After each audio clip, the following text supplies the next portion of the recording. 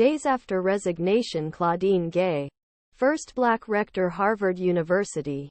Students, faculty, alumni, observers and Gay herself are alarmed that its resignation is result growing political pressure.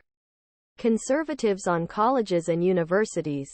Now his formidable tenure and dizzying decline have encouraged conservative activists to continue their struggles.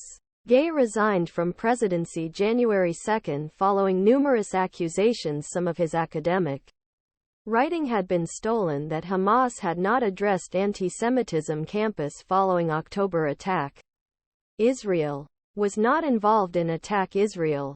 Gay Harvard have since failed both cite Gay's materials from other authors in beginning to better convey Harvard's determination combat anti-Semitism missteps errors he admitted did. Conservatives and billionaire donors, meanwhile, are racing to get credit for a breakup they say is guaranteed and overdue, suggesting Gay doesn't have the ability to lead Harvard or exemplify academic integrity in the unrest on campus. But negativity in one of the country's elite universities also means that political right has made conscious efforts to take it by depriving elite schools of federal student loan money, undermining diversity, equality, social justice. It also illuminates ways in which training is increasingly targeted, a parallel movement to cancel K-12 education with laws limiting inclusion programs, history teaching or banning books class.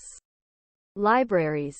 People on both sides of the debate portrayed resignation as something far greater than homosexuality, plagiarism, or anti-Semitism. In X, following Gay's resignation, conservative activist Christopher Rufo, one most critical of Gay, said, "This is the beginning end for DA in institutions in America, and we will not stop fighting until we restore colorblind equality in our great nation." In his column The New York Times on January 3, Gay wrote, noting the racist and violent rhetoric that accompanies calls for dismissal, the campaign against Bana involved multiple universities and a single leader. This was a single conflict in a wider war aimed at undermining the public's confidence in the pillars of American society. These types of campaigns often start with attacks on education and expertise because they are the tools that best equip communities to see behind propaganda. But these kinds of campaigns don't end with that. Gay's disaster.